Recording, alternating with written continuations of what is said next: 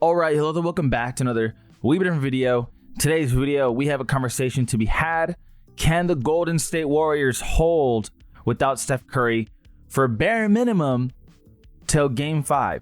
So going into Warriors PR, they made the announcement. Golden State Warriors guard Steph Curry, who got hurt in the second quarter with a strained left hamstring, underwent an MRI this morning. The MRI confirmed the injury as a grade 1 hamstring strain. What does that mean? Curry will be reevaluated in 1 week, which means he's out for a bare minimum 1 week. What does that look like on the playoff schedule? We have Game 2 tomorrow, Game 3 Saturday, Game 4 Monday, Game 5, which would be the week mark, on Wednesday. That's the day he will be reevaluated. Even in the best case scenario, though, you have to remember that hamstrings are injuries that are easily something you can re-injure. So you can't really take it lightly and say, I'm going to force my way back. Do you guys remember James Harden with the Nets when he played through, or was it the Clippers? I think it was with the Nets. He played through a hamstring strain and he was awful. He was like really bad, had no movement. He gutted it out, but just couldn't do much. Steph Curry playing through a hamstring strain would be a bigger nerf to him than Harden, because Steph Curry heavily relies on moving around off ball. One of the most moving players in the NBA, period, on the offensive end, and probably the most moving player, just constantly moving around, telling people where to go, telling people where to screen him so he can run around. I mean, you could not put a more worse injury on a player who needs to move the most. So just terrible all around. And like I said, best case scenario, even if he's back by Game 5, those injuries linger for a player who moves on the offensive end the most in the NBA. Not ideal. But anyway, let's talk about it. Game 2, Game 3, Game 4. What do the Warriors need to do? If I'm Steve Kerr, honestly, this is my thought process. One of the next 3 games we have to win. Have to win. If we can be at 2-2 with hopefully Steph coming back, again, best case scenario, I don't think he's necessarily going to be back Game 5, and if he is, he'd have to be on a minutes restriction. 2, he wouldn't be the same, assuming, again, it's like every hamstring, it's just, they linger. But if I'm Steve Kerr, I'm definitely thinking one of the next 3, we have to win. If we can just be at 2-2 instead of 3-1, best case scenario, hey, we're up 3-1. But if we can just be at 2-2, we got a chance. It's anyone's series with Steph coming back. For him, hopefully 5. Realistically, I would assume 6, just because that would literally be at the week mark. And even then, he'd be on a minute restriction Game 5. There's just no other way around it. You can't be going 41 minutes, 42 minutes when you're just getting recovered from a hamstring. Like, if this is regular season, my guess is they'd probably be like, let's just keep him out 2 weeks. Okay, what can the Warriors do without Steph Curry? We saw it. Their offense went through some serious slumps. They had 36 points in the third, which is great and all, but those droughts were very, very bad. Very easy to tell, like, man, they could really use a Steph Curry right about now. Jimmy Butler, 20 points. You'd think he'd have more, but honestly, he was a bit uncomfortable with Rudy Gobert. Rudy Gobert was definitely clogging up the paint, and Jimmy did not want to really test him too often. He made the right basketball plays by passing it out, but he was not trying to test him. Buddy Hield with 24. It's not sustainable to have Buddy drop 20 plus every game, or Draymond having 4 threes in the first half. Insane. Now you could also say, hey, Podziemski is going to do better than 3 points. Fair enough. You could also say, I don't even know, actually, because Gary Payton getting 8. Kevon did good in the 16. Do you expect Jonathan Kuminga to pick up a lot of the slack? Like, it's going to be a team effort, no doubt. That's how the Warriors are going to be functioning. But the eyes are on Jimmy. It's what it boils down to. And if you look at this roster compared to the 2023 Miami Heat playoff roster, 2023 Miami Heat playoff roster is better, assuming the Warriors are without Curry, of course. But pulling up this roster, Jimmy Butler, he's on the Warriors now. Kevin Love is a unique player, especially at his age at this time. Warriors don't really have that player. Bam Adebayo, you can best compare him to on the defensive end to Draymond. Bam's the more athletic player, the faster player. Draymond is the smarter defensive player. Offensively, though, Bam's better. Gabe Vincent was on crack this playoff run, so maybe you want to say Buddy healed, but the thing is, Gabe Vincent gave so much good defense. Max Strus was a really solid piece during this run. Caleb Martin was a really solid piece during this run. Kyle Lowry, veteran, good piece to this run as well. They had this and Eric Spoelstra. With the Warriors, Jimmy now, who's playing on one ass cheek because he had that injury and yeah, just he's really playing through it and being resilient. Buddy Hield, who, again, I'm a believer this is not sustainable. Draymond Green's not going to give you 18 again. It's not realistic. If he does, wow, that's incredible. But it's not his strong suit. His strong suit is facilitating and being a great defender. That's his strong suit. Podziemski, you hope that he hits his shots, gives you more than 3. Steph's gone.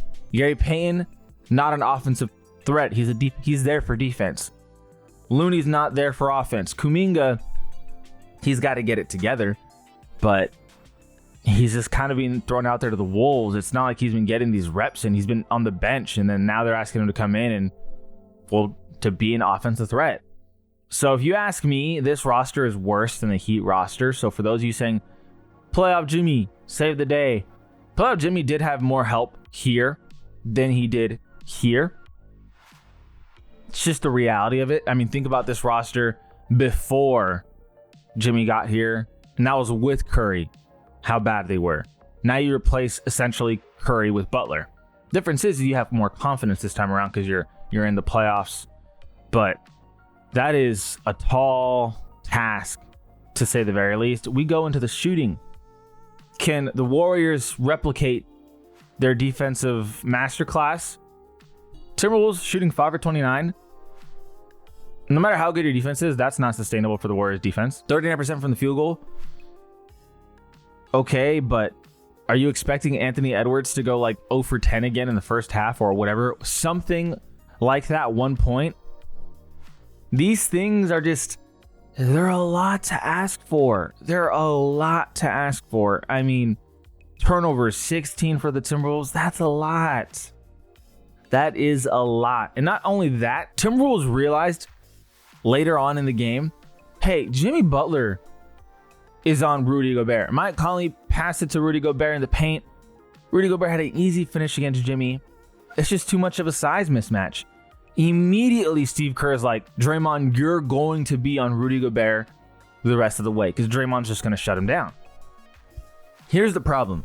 If the Warriors have Draymond on Rudy the entire game or the majority of the game, who the hell is going to be guarding Julius Randle and Ant? A big reason why Julius Randle was a non-factor is because they were able to put Jimmy on Rudy and then say, hey, okay, Draymond, you get Julius. So Julius wasn't able to do as much as he wanted to. Say what you will about Draymond. Can't question the guy's defensive skills. I mean, again, he may not be the most athletic. Shoot, Julius Randle's probably stronger than Draymond, but Draymond is just one of the smartest defensive players in the league, if not the smartest. So he knows what to do and how to do it. That adjustment being made of the Timberwolves recognizing Jimmy's not going to be enough to stop Gobert in the paint. Immediate adjustment from Steve Kerr. Warriors are going to go into game 2 knowing, okay, they could easily attack Jimmy with Gobert. And it's not like Gobert's an insane offensive player. He's not even a great offensive player or a good offensive player, if you will. But any size mismatch to that degree, you kind of just have to take advantage of it. It worked really easily, 1-for-1. Again, if Draymond's on Rudy Gobert moving forward, is Jimmy guarding Julius Randle? Who does that leave with Ant? Still the same, mix of players that the Warriors used all game. So the next thing to think about here is Timberwolves came in with a game plan to stop Steph Curry. When Steph Curry was out, they had to make in-game adjustments which is not the same as pre-game adjustments. In-game adjustments, you know, you'd like to see them be great. You'd like to see them win you the game, especially when Steph goes out.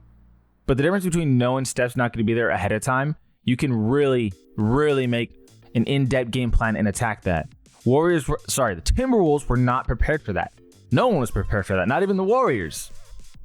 But this time around, Timberwolves coaching staff, they're like, hey, Steph Curry is out for game 2, 3, 4, bare minimum. We need to set up a game plan how to attack them. They're not looking at game 3, game 4 right now. They're looking at game 2, saying, how do we attack the Warriors without Steph? And honestly, to me, the biggest thing you have to do is have Rudy Gobert continue to clog the paint, because that's where Jimmy wants to go. Have Rudy clog the paint, force the role players to step up. Don't give Jimmy his way. Although, to be honest with you, Jimmy's going to find a way to be making the correct basketball plays, even if it's not him just attacking the basket nonstop. Force Draymond again to go 4 threes in the first half. This is an interesting idea that I'm going to put out there. What the Timberwolves could do is slow down the tempo. This is just, this is just an idea. This is me just brainstorming of what they could do. They could slow down the tempo a bit on the offensive end to reduce fast breaks for the Warriors, because the Warriors in fast break, they'll still be fine without Steph. Keyword fine. Not great, but fine. What you want to do if you're the Timberwolves is you want to test the Warriors' half-court offense. So kind of slow down the tempo a bit. When you have the opportunity, of course, push the pace. But you want to be able to have your guys get back, limit the outlet passes, limit the quick possessions from the Warriors, and make them get into a half-court set. And at that point, if you're the Minnesota Timberwolves, you have to trust your defense. You have to trust your length. And you have to say, well, you guys actually just have to beat us in this half-court set 5-on-5. You're not doing these quick 4-on-3 fast breaks. You're not getting the quick outlet passes. We're not going to give you anything easy. You're going to have to work for every possession. And that, to me, is a strategy that I would apply if I was the Timberwolves. Kind of limit the tempo. Slow things down, because let's be honest. Offensively, the Timberwolves have a huge advantage now. Huge advantage. You can trust a slower tempo Timberwolves team if it also means countering the Warriors and making them uncomfortable, because they're not going to be comfortable constantly running these half-court sets, especially without Steph. If Steph was there, obviously, if you're the Timberwolves, again, you can go kind of back to how whatever suits you on a nightly basis, but react, adjust. That's how I would do it. I'm curious to see what the coaching staff plans, but all in all, there is a lot to think about here. Can the Timberwolves win 3 in a row? Can they win 2? If they only win 1, the series is over, because that's inexcusable. Bare minimum, though, the Warriors, you look at the next 3 games, you have to have 1. That's the mindset. If you're a fan, if you're a realistic fan, if you're just someone who is a little delusional, you're not winning 3 of the next 3 without Steph. Winning 2 of the next 3 would be crazy. I'm not going to say it's impossible, but it'd be crazy. Winning 1 of the next 3 would be ideal. But anyway, let me know what you guys think. How do you think the Warriors will handle this? We'll see if Steph's even ready by game 5. We're all just kind of assuming. But like I said, even if he is, he's not going to be full 100%. He's going to be banged up. He will be limited. For a player who runs the most, not ideal. Anyway, this is All Been Different.